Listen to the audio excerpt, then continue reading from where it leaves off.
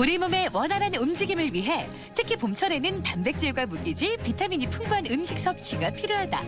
이맘때 봄 기운 가득 머금은 제철 봄나물은 면역력을 높여주고 생체 리듬을 회복시켜주는 보약과도 같은 역할을 하는데 그중 대표적인 봄나물 쑥을 빼놓을 수 없다.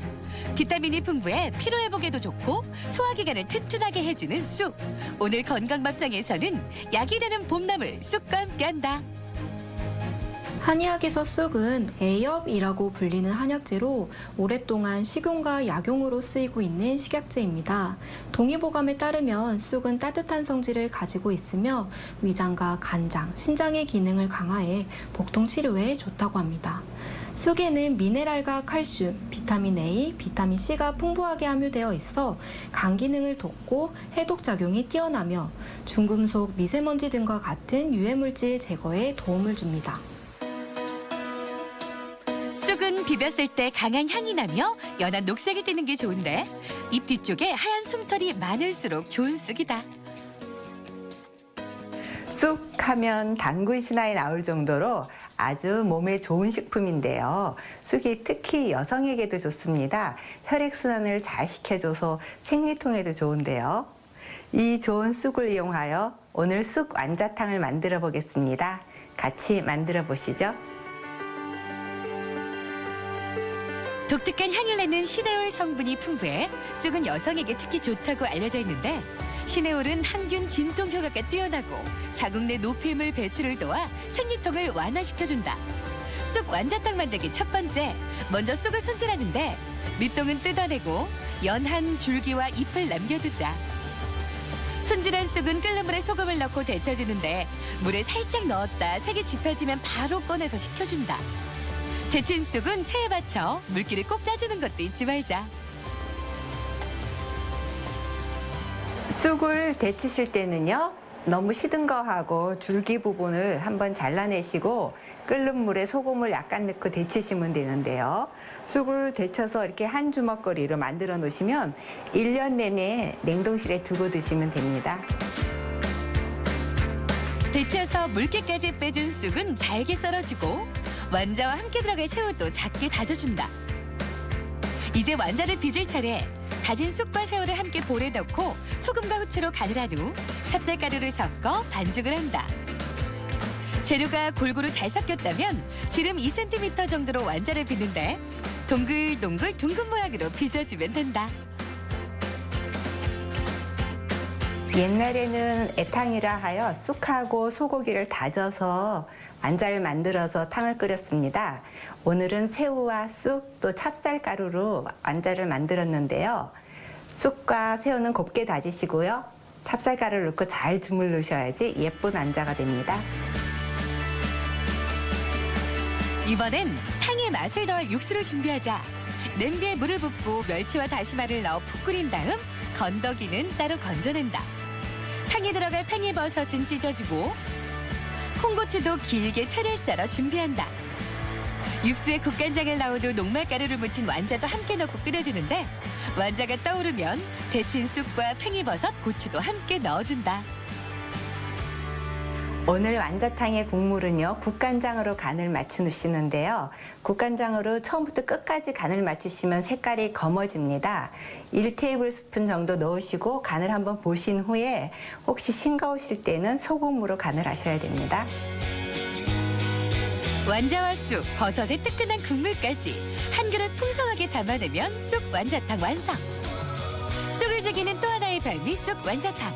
동글동글한 완자에 시원한 국물까지. 봄 기운은 물론 영양까지 듬뿍 담긴 봄 보양식이 만들어졌다.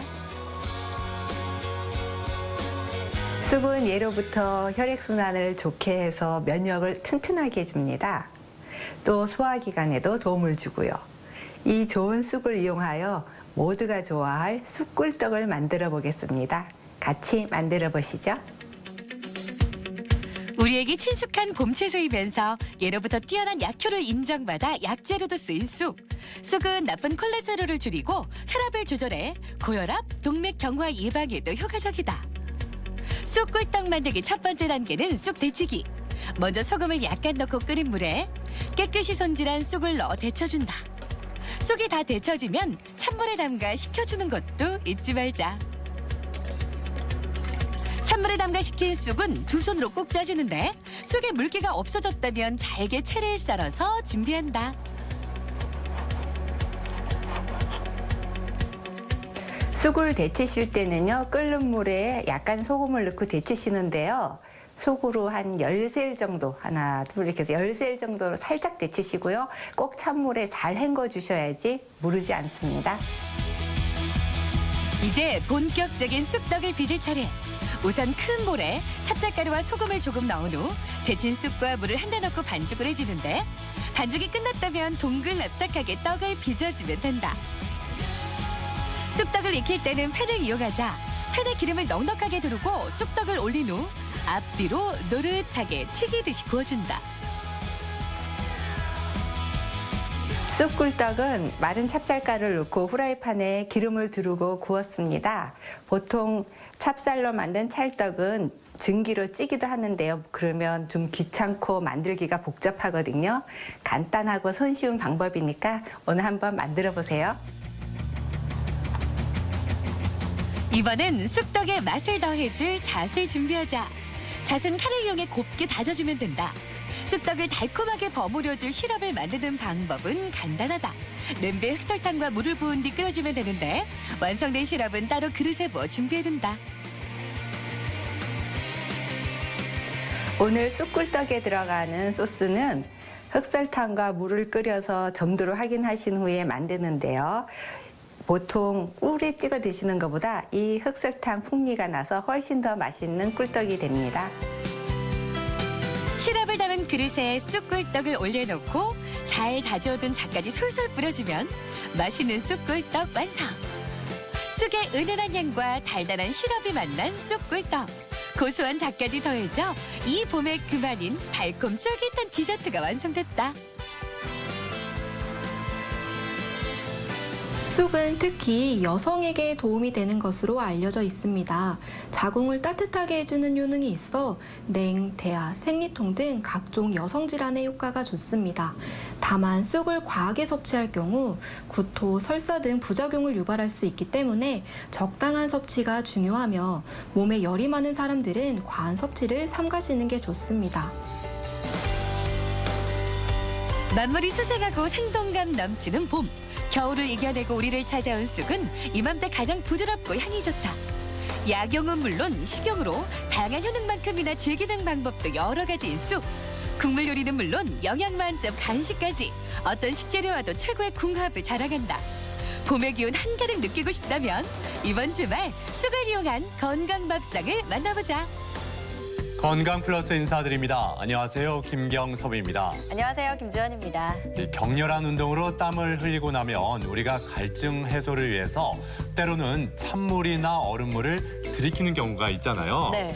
그런데 이렇게 운동 직후에 찬물을 마시면 소화 불량을 유발할 수 있다고 합니다. 그렇습니다. 운동 직후에는 혈액이 주로 근육에 전달이 돼서 소화기관으로 가는 혈액량이 줄어들면서 위장 기능이 떨어져 있다고 하는데요. 이때 찬물을 마시게 되면 위장에 자극이 돼서 기능이 더 떨어지고 소화 불량까지 이어질 수가 있습니다. 그렇습니다. 또한 찬물을 마시면 이 호흡을 관장하는 근육도 경직이 돼서 근육 피로 해소가 지연될 수 있다고 합니다. 그러니까 운동을 하고 난 이후에는 우리 체온과 비슷한 미지근한 물을 마셔야지 소화에도 도움이 되고 또 근육 피로 해소에 좋다는 점, 이 점 참고하셨으면 좋겠습니다.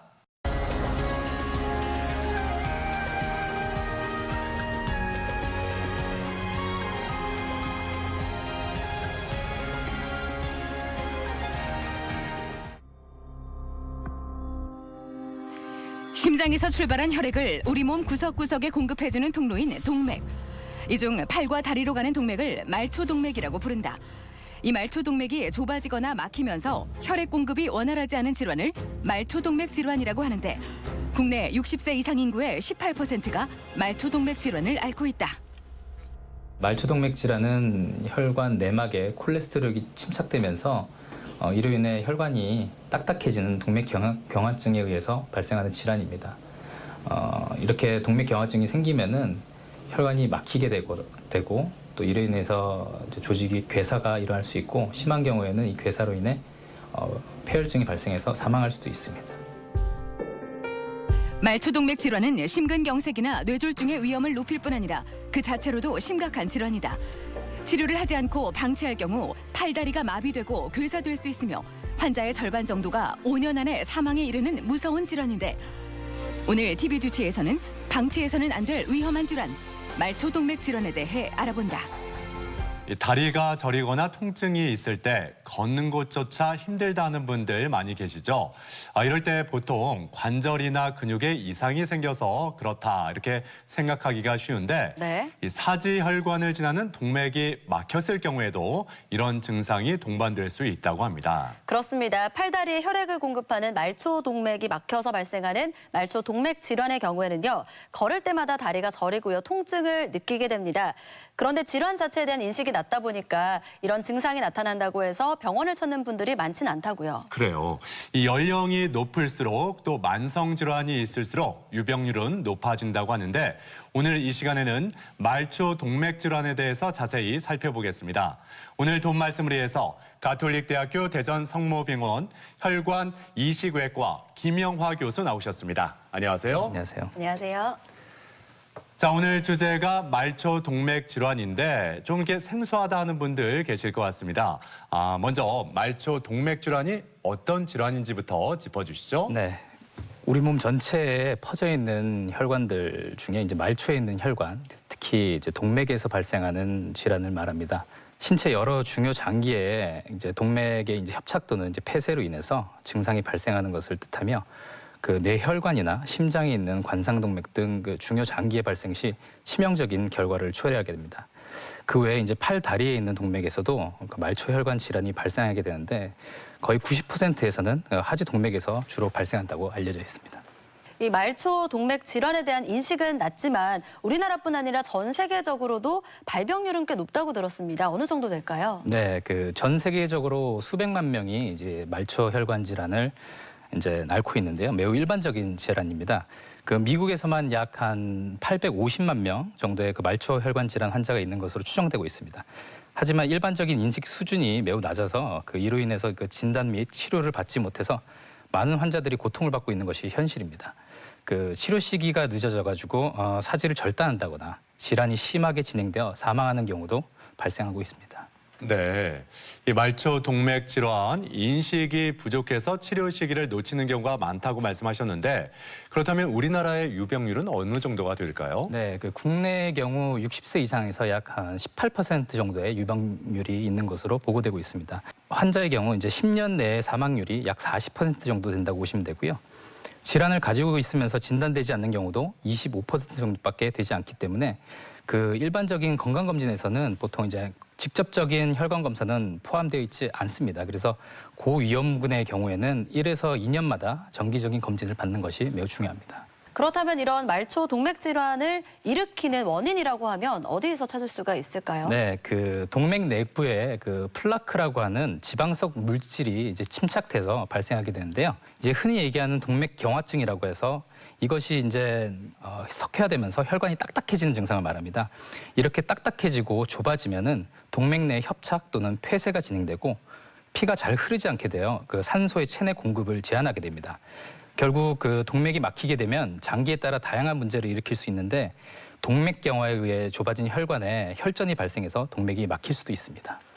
우리가 흔히 동맥경화라고 하면은 심장이나 뇌 혈관이 막힌 경우에 생기는 거다 이렇게 생각을 하는데 이 팔이나 다리 쪽에 생기는 이 동맥경화도 이 비슷한 양상을 띠나요? 네, 맞습니다. 그 혈관이 막히는 기전은 이제 동일한데요. 이렇게 사진에서 보시면은 그 넓은 배수관이 찌꺼기가 껴서 내부가 좁아진 모습을 보실 수 있습니다.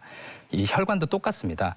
그 콜레스테롤이 혈관 내부에 끼게 되면 이와 같이 그 혈관 내부가 좁아지게 되고 다리 쪽으로 내려가는 혈관이 좁아지거나 막히게 되면은 증상이 발생합니다. 네, 이렇게 팔이나 다리에 혈액을 공급하는 말초동맥에 말씀하신 것처럼 문제가 생기면 어떤 질환들이 생기는지도 궁금한데요. 네, 그 다리 근육에 그 혈액을 공급하는 동맥에 영향을 미치게 되는데요. 주로 발생하는 혈관은 그 골반 내에 있는 장골동맥, 허벅지에 있는 대퇴동맥, 그리고 무릎 아래를 담당하는 슬와동맥이 있습니다. 이 동맥들이 좁아지거나 막히게 된다고 해서 그 다리로 내려가는 혈류가 전혀 없는 것은 아니고요. 주변의 부수적인 경로인 작은 동맥들이 대신 혈액을 공급합니다. 휴식 시에는 이런 혈관들을 통해 혈액을 공급할 수 있지만 활동 시에는 혈액과 산소가 부족해지게 되는 사태가 발생해서 통증이나 불편감을 느끼게 됩니다. 이후 점차적으로 혈관이 막히게 되면은 다리 혈액 공급이 줄게 되어 신체 활동이 힘들어지고 통증 등 증상이 악화되게 됩니다.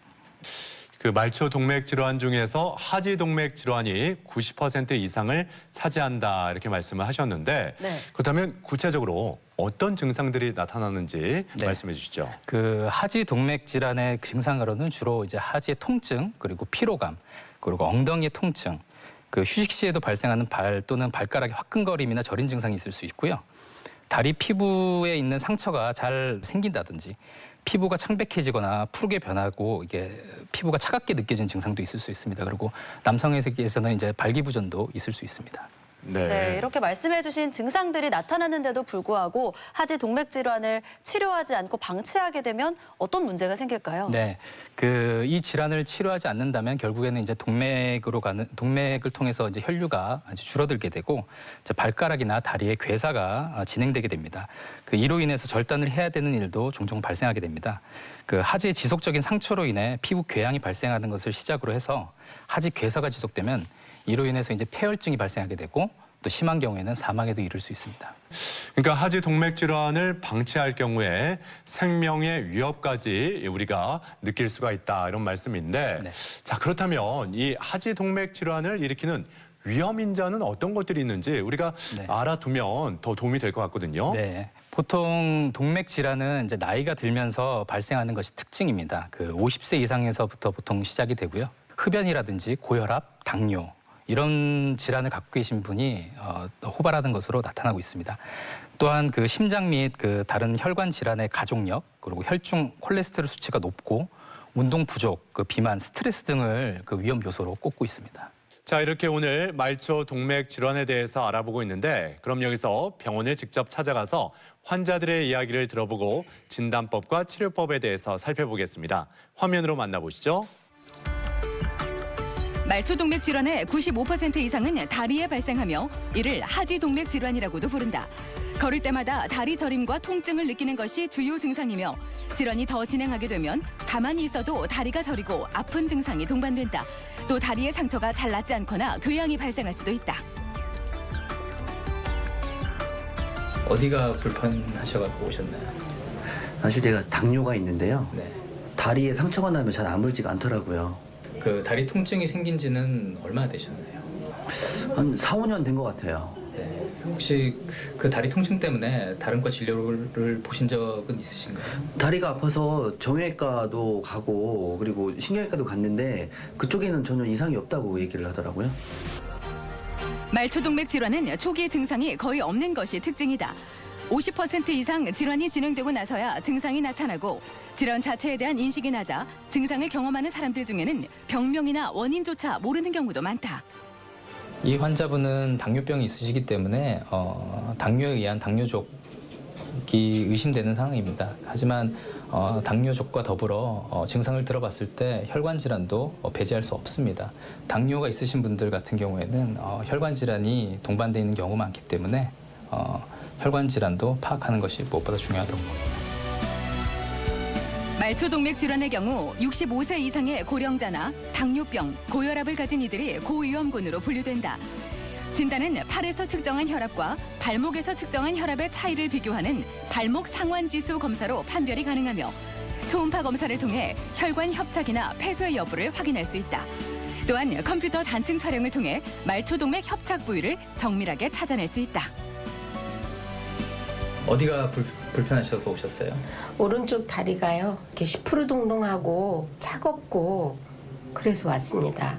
보통 걸으면 몇 미터 정도 걸으세요? 50에서 한 100m만 걸으면요. 불편해가지고 좀 쉰 다음에 다시 그렇게 걷고 있습니다. 말초 동맥 질환은 심장 혈관이나 뇌혈관이 막혔을 때만큼 치명적이진 않지만 그렇다고 안심해서는 안 된다.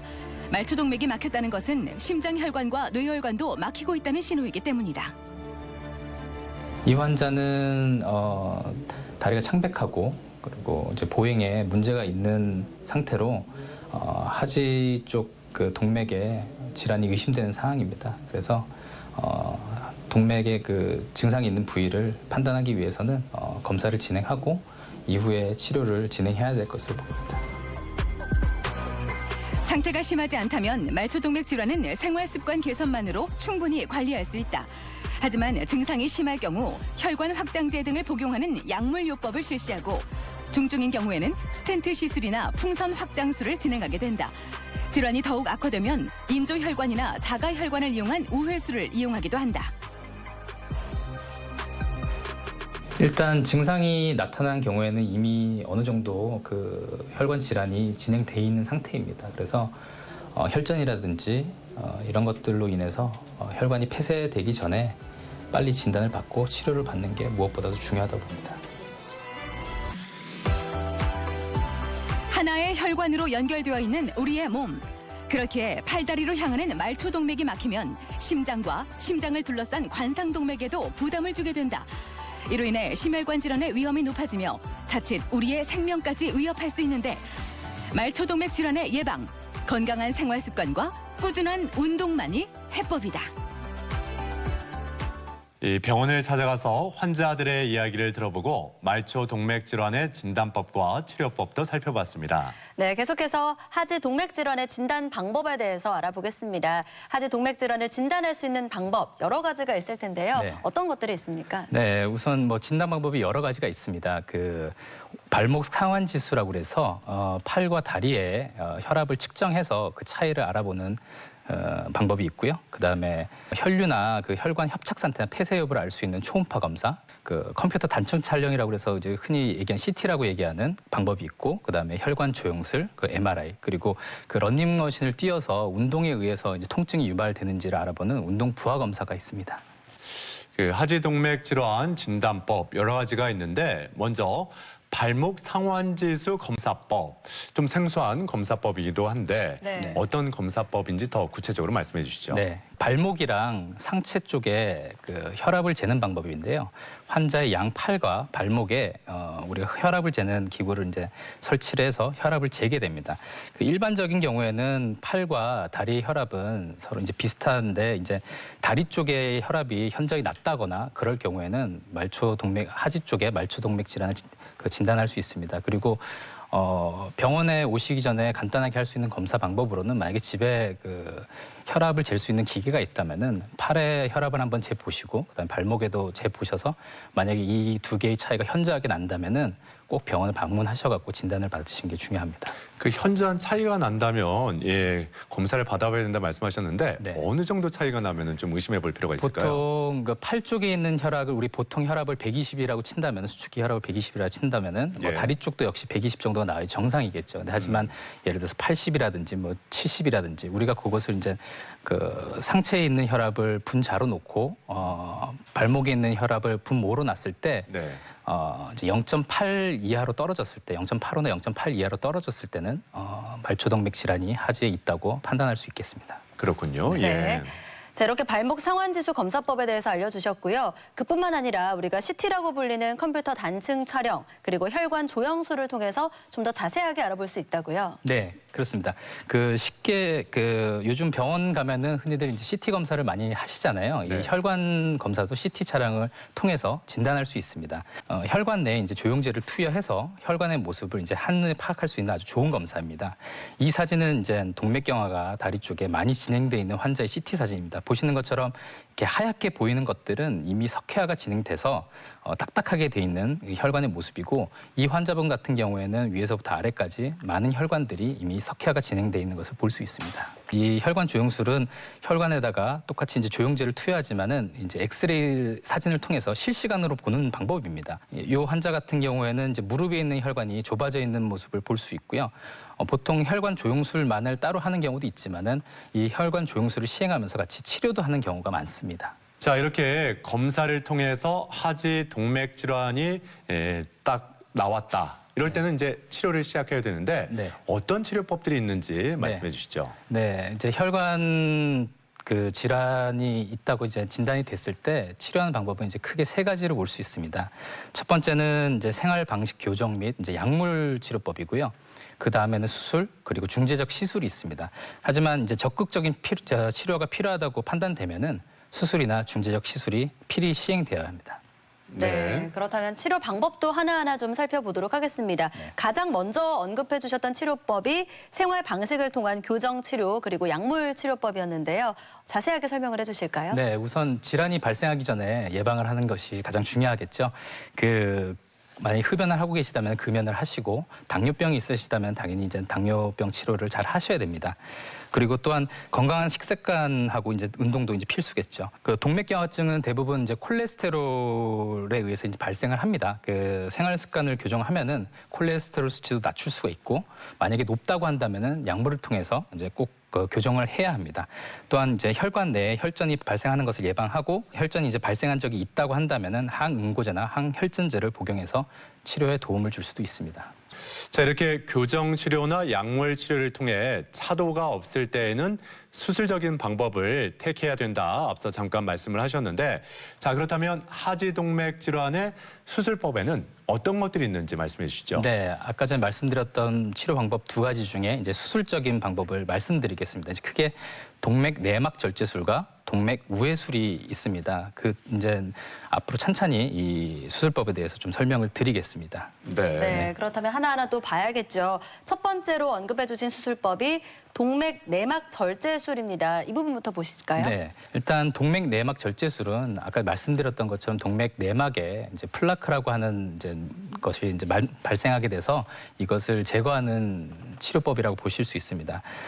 동맥 내막 절제술은 그 혈관을 직접 열어서 동맥 내 플라크를 제거하는 방법인데요. 동맥을 절제하고 그 다음에 플라크를 잘라내서 꺼낸 다음에 다시 이 혈관을 봉합하는데 보통 그냥 봉합을 해도 되지만은 이미 그 플라크를 제거하면서 혈관이 좀 손상되는 경우도 있기 때문에 본인의 정맥이나 아니면 인조혈관을 이용해서 혈관을 닫게 됩니다. 효과는 보통 이제 수년 이상 이제 지속되는 편인데 뭐 재협착이 발생할 수도 있지만은 뭐 그렇게 흔하지는 않다고 보시면 됩니다. 보시는 것처럼 혈관 내막에 있는 그 플라크를 이제 절개를 해서 제거하는 모습이고요. 이렇게 제거를 해서 깨끗하게 된 혈관을 위에 자기 본인의 정맥이나 아니면 인조혈관을 통해서 이렇게 봉합해서 닫게 됩니다. 자, 그리고 하지동맥 질환의 또 다른 수술법이 동맥 우회술이었습니다. 동맥 우회술은 어떤 수술법일까요? 네, 그 석회화된 부분이 짧은 경우에는 아까 전 방법처럼 이제 내막 절개술을 시행할 수 있습니다. 하지만 이렇게 짧지 않고 굉장히 그 석회화가 길게 형성돼 있는 분들이 있습니다. 이런 분들 같은 경우에는 새로운 그 동맥의 길을 만들어 주어야 합니다. 이 또한 그 본인의 정맥이나 인조혈관을 사용해서 기존에 막힌 혈관이 아닌 그 새로운 경로로 혈관을 만들어주는 방법이라고 보시면 됩니다. 보시는 그림은 이제 다리 아래쪽으로 내려가는 혈관이 막혀 있는 부분인데요. 이 부분을 이제 인조혈관 등이나 이제 본인 정맥을 이용해서 우회를 해서 혈류 방향을 바꿔주는 그런 수술 방법을 보여주는 모식도라고 보시면 되겠습니다. 보시는 이제 CT 사진은 동맥 우회술을 시행하고 난 다음에 환자의 그 다리 혈관 사진입니다. 본인의 정맥을 이용하거나 아니면은 인조혈관을 이용해서 새로운 길을 만들어 혈류를 향상시키는 수술 후에 CT 촬영 사진이고 환자분도 역시 수술 후에 좋은 경과를 보여주었습니다. 그렇게 새로운 길을 만들어서 동맥 우회술로 이렇게 치료를 했을 경우에 기존에 그 막혔던 동맥이 그냥 놔두면 괴사되지 않을까 이런 염려도 좀 되는데 실제로 어떻습니까? 네. 보통 이제 막힌 혈관 자체는 혈관으로서의 역할은 이제 전혀 없다고 보시면 됩니다. 그래서 그 혈관 대신에 대체되는 혈관을 이제 다시 이제 수술을 통해서 만들어 주면은 뭐 다리 아래쪽에 있는 그 조직들이나 근육들의 혈류가 지속적으로 공급되기 때문에 괴사나 이런 걱정은 없다고 보시면 됩니다. 자, 그리고 우리가 보통 어떤 질환이든지 수술이라고 하면은 굉장히 부담감이 큰데 시술이라고 하면은 그나마 좀 환자 입장에서는 덜 부담감이 가거든요. 네, 맞습니다. 역시 그 시술법 있지 않을까 싶은데 어떻습니까? 네, 그 수술 외에 이제 중재적 시술법이라고 해서 최근 한 그 뭐 십수년 전이죠. 최근이라고 할 수는 없는데 아무튼 새로운 방법이 이제 등장을 하게 됩니다. 그래서 많은 환자분들이 이런 시술을 많이 받게 되는데요. 그 중재적 시술 방법에는 이제 뒤에 뭐 자세히 설명드리겠지만 크게 세 가지가 있습니다. 이제 풍선 혈관 성형술이 있고, 그다음에 스텐트 삽입술이라고 하는 스텐트 요법, 그리고 약물 코팅, 풍선 혈관 성형술이라고 있습니다. 이 중재적 시술은 혈관을 열지 않고 혈관에 이제 바늘을 찔러서 의료용 그 철사를 이용해서 관통을 시킨 다음에 그 좁아진 부위를 다른 기구를 통해서 좁혀진 혈관을 넓혀준다거나 하는 시술 방법이 되겠습니다. 이 중재적 시술법도 하나하나 좀 살펴볼게요. 일단은 풍선 혈관 성형술이 있었습니다. 이 시술부터 짚어볼까요? 네, 그 우선 바늘로 이제 좁아진 부위에서 조금 떨어진 정상적인 혈관을 천자를 해서 카테터라고 하는 얇은 관을 혈관 내에 삽입하게 됩니다. 이후에 이제 아까 전에 말씀드렸던 그 의료용 철사인 와이어를 이용해서 좁아진 부위까지 이제 도달하게 된 다음에 그다음에 아주 작은 그 풍선을 이용해서 협착된 부위를 이제 풍선을 통해서 넓혀주는 것이죠. 그래서 그렇게 협착되거나 폐쇄된 부위는 그 넓혀주게 되면 다시 혈류가 돌아오게 되는 것입니다. 다음 사진을 보시면은 이렇게 좁아진 부위에 그 의료용 그 풍선을 집어넣어서 풍선을 확장하게 되면은 좁아진 혈관을 다시 재개통하는 그런 시술 방법이 되겠습니다. 수술에 비해서는 비교적 이제 간단하게 시행할 수 있고, 그리고 환자분들도 빨리 회복을 할 수 있는 장점이 있다고 볼 수 있습니다. 네. 근데 반면에 또 의료용 풍선이긴 하겠지만 풍선이니까 네. 이게 잘못하다가 터지진 않을까 네. 이런 생각도 들거든요. 예. 그 저희가 풍선으로 이제 막힌 혈관을 치료를 할 때는 특정한 압력이 있습니다. 그래서 그 압력 이상으로 올리게 되면은 물론 풍선도 터질 수 있지만은 혈관도 당연히 터질 수 있겠죠. 그래서 환자의 상태라든지 협착 정도에 따라서 그 풍선의 압력을 조절해서 그렇게 치료를 하고 있습니다. 그리고 또 중재적 시술 방법 중에 하나 스텐트 요법이 있었는데, 우리가 보통 스텐트를 삽입한다 싶으면은 이 심장 질환이 있을 때 스텐트 삽입이다 이렇게 생각하기 쉽잖아요. 네, 맞습니다. 비슷한 건지 말씀해 주시죠. 그 관상동맥 질환에서 사용하는 스텐트와 거의 동일한 방법이라고 보시면 됩니다. 단지 이제 하지 쪽에 있는 혈관에 이제 스텐트를 삽입하는 것이라고 보면 되는데요. 이 시술 방법은 이제 앞에 설명드린 그 풍선을 이용한 시술과 비슷합니다. 근데 풍선만 이용해서 확장을 하는 게 아니라 그 안에 스텐트라고 하는 그 의료용 철망을 이용하는 것이 조금 다른 점입니다. 그 스텐트라는 것은 혈관 내에 이제 영구적으로 남아서 다시 좁아지는 현상을 방지하는데요. 이제 시술을 하고 난 다음에도 다시 재발하는 경우가 있기 때문에 그런 경우에 이런 스텐트를 삽입하거나 아니면 다시 좁아질 것으로 여겨지는 그런 혈관에서는 이런 스텐트를 사용하게 됩니다. 하지만 이제 스텐트를 삽입하게 되면은 항응고제를 지속적으로 복용하셔야 되는 약간 단점은 있긴 한데요. 그래도 이렇게 스텐트를 삽입하고 나면은 풍선 시술에 비해서는 좀 더 오래 간다는 장점도 있을 수 있습니다. 예. 네. 그리고 마지막으로 짚어볼 시술법이 약물 코팅 풍선 혈관 성형술이었습니다. 이 시술은 어떤 시술일까요? 네, 그 앞에서 설명드린 그 풍선 혈관 성형술과 굉장히 유사한데요. 단지 다른 점이라고 하면은 이 풍선 겉 표면에 이제 항증식 약물을 이제 코팅하는 방법입니다. 무슨 얘기냐면은 보통 동맥경화는 혈관 내피세포가 증식해서 발생하게 되는데 이것을 방지하기 위해서 이 혈관 내피세포가 증식하는 것을 막는 약물을 코팅해가지고 그것으로 이제 풍선을 이제 확장하게 되면은 그 약물이 혈관 내피세포에 묻게 됩니다. 그럼 더 이상 증식하는 걸 막게 되고 치료 후에도 재협착이나 폐색을 방지할 수 있는 것이죠. 물론 풍선도 있고 그 약물을 이제 입힌 그 스텐트도 같이 있습니다. 그래서 그렇게 중재적 시술에서는 이렇게 세 가지 방법의 시술법이 있습니다. 네, 그렇군요. 자, 그렇다면 그 환자 입장에서는 이 수술보다 이 중재적 시술법을 더 선호할 수밖에 없는데, 근데 한계가 있기 때문에 이런 또 수술법이 있는 거 아니겠습니까? 네, 맞습니다. 예. 그 중재적 시술에 이제 장단점이 있는데요. 장점이라고 한다면 아까 말씀드렸던 것처럼 시술이 비교적 좀 수술에 비해서 간단하다는 점, 그리고 보통 수술을 하게 되면 전신 마취를 하게 됩니다. 근데 중재적 시술은 이제 국소 마취만으로도 하는 경우가 대부분입니다. 그리고 직접적으로 이제 피부를 절개해서 들어가는 방법에 비해서 정상 활동으로 돌아가는 시간이 짧아진다거나, 그리고 통증이라든지 이런 부분에 있어서는 훨씬 더 유익한 점이 있다고 볼 수 있습니다. 하지만 단점이라고 한다면은 아무래도 그 기존에 있는 혈관 내피세포가 증식돼 있는 것이 여전히 남아 있는 경우가 있기 때문에 원천적으로 제거하지 못하기 때문에 이제 재협착이 생긴다거나 다시 폐쇄가 된다는 단점도 있을 수 있고요. 그리고 혈관을 통해서 들어가기 때문에 혈관 천공이라든지 동맥 박리라든지 이런 부작용도 있을 수 있습니다. 자, 이렇게 말초 동맥 질환의 정의부터 진단법, 치료법까지 살펴봤는데요. 마지막으로 한 번 더 강조할 부분이 있다면 어떤 부분을 좀 강조해주고 싶으세요? 네, 그 모든 질환이 그렇듯이 이제 예방이 가장 중요하겠습니다. 하지만 앞에서 말씀드렸던 것처럼 증상이 있으면은 이미 어느 정도 혈관 질환이 진행돼 있는 상태입니다. 그래서 만약에 이런 증상이 발생했을 때는 즉시 병원에 방문하셔가지고 정확한 진단을 받으셔야 하고요. 그 간혹 이제 다리의 통증을 이제 관절염이나 허리 질환에 의한 것으로만 생각해가지고 진단이 늦어지는 경우도 있으니까 만약에 그런 치료를 다 받았음에도 불구하고 증상이 호전되지 않으면은 이런 혈관 질환이 있는 것은 아닌지 다시 한번 생각하셔갖고 질환에 대처해야 됩니다. 그리고 증상이 나타났을 때는 이미 치료 시기가 늦어지기 때문에 그 이후에는 심각한 상황으로 발전할 수 있기 때문에 증상이 있으면 꼭 병원에 방문하셔갖고 진단 및 치료를 받으셔야 한다고 봅니다.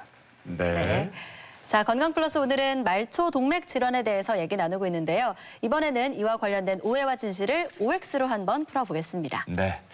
자, 먼저 이 흡연은 말초 동맥 질환을 일으킬 수 있다. O일까요? X일까요? 네, O입니다. 그 말초 동맥 질환은 그 흡연 때문에 유발이 되고 그리고 흡연으로 인해서 그 말초혈관 질환이 점점 더 진행하고 나빠지는 아주 나쁜 습관이라고 볼 수 있습니다. 금연하는 것만으로도 혈관 질환이 많이 예방될 수 있고요. 그리고 앞서 말씀드렸던 것처럼 흡연뿐만이 아니라 고혈압, 당뇨 등 같은 이런 생활 습관을 개선함으로써 말초혈관 질환을 예방하고 또 관리할 수 있습니다. 자, 다음 질문인데요. 말초 동맥 질환이 생기면 밤에 통증이 더 심해진다. O일까요? X일까요? 이거는 제가 이제 세모라고 말씀드릴 수 있겠습니다. 네. 보통 말초혈관 질환은 그 활동 시에 주로 나타나게 됩니다. 하지만 이제 많이 진행된 경우에는 꼭 밤이든 낮이든 간에 증상이 있을 수 있고요.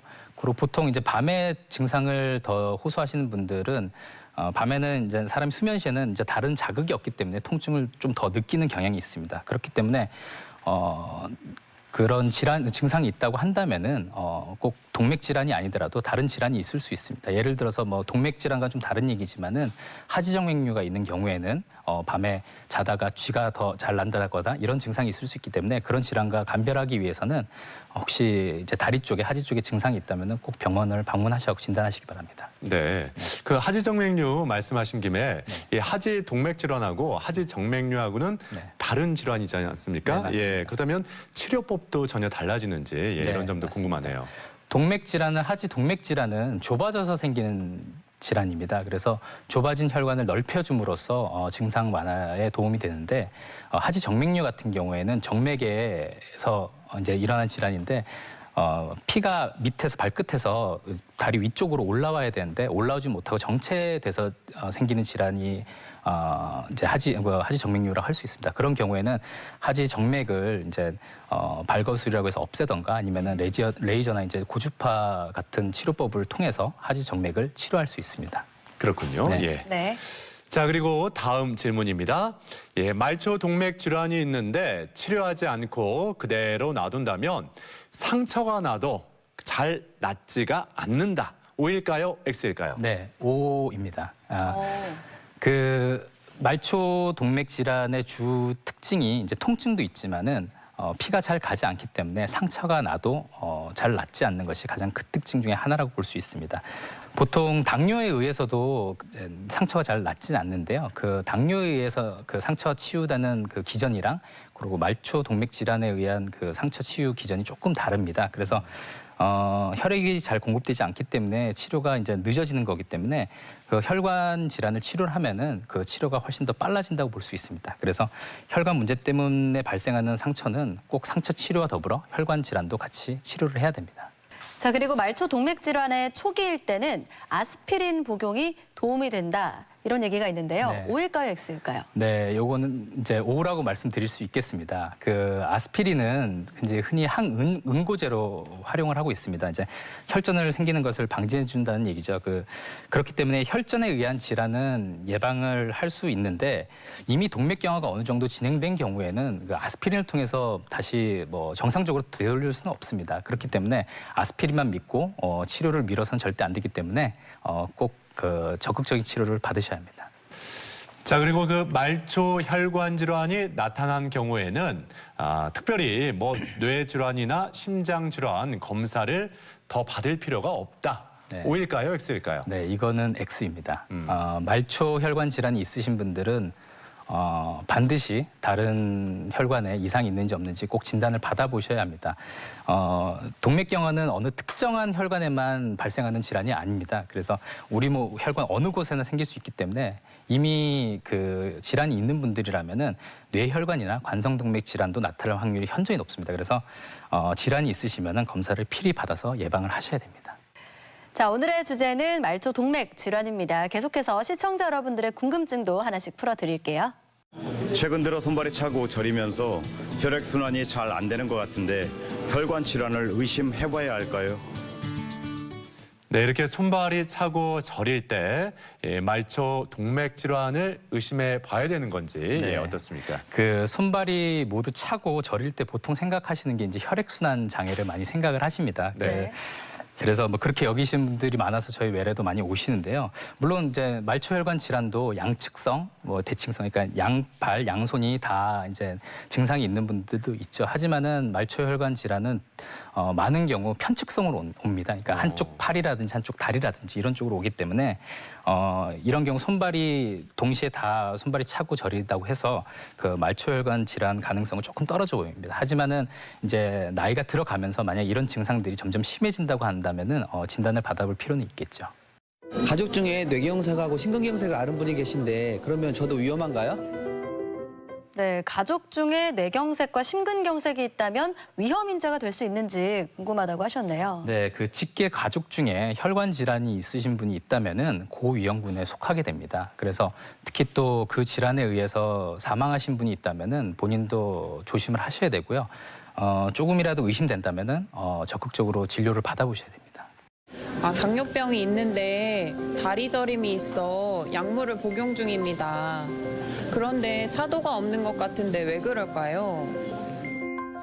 네, 당뇨병으로 다리 저림 증상이 있어서 약물 치료를 받고 있는데 차도가 없다면 어떻게 해야 될까요? 네, 앞서 간략하게 설명을 드렸지만은 그 당뇨병이 있으신 분들은 당뇨병성 신경병증이라는 질환이 동반될 수 있습니다.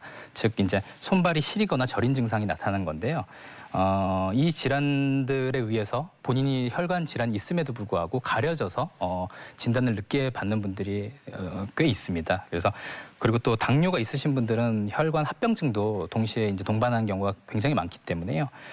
증상의 차도가 없고 뭐 치료가 잘 안 된다고 한다면은 혈관 질환도 꼭 의심해봐야 된다고 봅니다. 자, 끝으로 말초 동맥 질환에 대해서 이것만큼은 꼭 기억해야 할 점을 한마디로 요약해 주시면 좋을 것 같습니다. 말초 동맥 질환은 네모다라고 한다면 네. 어떻게 요약을 해주시겠어요? 말초 동맥 질환은 무시하면 큰일 난다 이렇게 말씀드릴 수 있겠습니다. 네. 네. 아까 전에 말씀드렸던 것처럼 그렇게 증상이 있다고 해서 뭐 다른 뭐 관절 때문이겠지, 허리 때문이겠지, 또는 뭐 내가 당뇨병이 있으니까 이건 당연한 거야 이렇게 넘기시다 보면은 나중에 치료 시기가 늦어지는 경우가 종종 있기 때문에요. 증상이 있으시다면은 겁내지 마시고 그리고 검사 반복도 요즘 간단해지고 쉬워졌기 때문에 가까운 병원에 방문하셔가지고 검사를 받아보시는 게 도움이 될 수 있습니다. 네, 말초 동맥 질환 우습게 봤다가는 큰 코 다친다. 이 말씀 저도 기억에 많이 남을 것 같습니다. 자, 오늘 이렇게 말초 동맥 질환에 대해서 자세히 살펴봤는데 지금까지 도움 말씀에 혈관 이식외과 김영화 교수였습니다. 오늘 말씀 고맙습니다. 네, 감사합니다. 고맙습니다. 네. 네, 말초 동맥 질환에 대해서 오늘 자세히 살펴봤는데 초기 증상이 별로 없어서 치료 시기를 늦추는 경우가 많다는 거 알 수가 있었습니다. 그러니까 조금이라도 이상 증세가 나타났을 때 바로 전문의를 찾아서 진단을 받아보는 게 필요할 것 같습니다. 네, 그리고 무엇보다 예방이 중요하겠죠. 흡연과 비만, 스트레스와 같은 위험 요소는 피하시고요. 적절한 운동과 정기 검진이 필수라는 것도 기억해 주시기 바랍니다. 네, 오늘 저희가 준비한 내용은 여기까지입니다. 이번 한 주도 건강하게 보내시길 바라고요. 저희는 다음 이 시간에 다시 인사드리겠습니다. 함께해 주신 여러분 고맙습니다.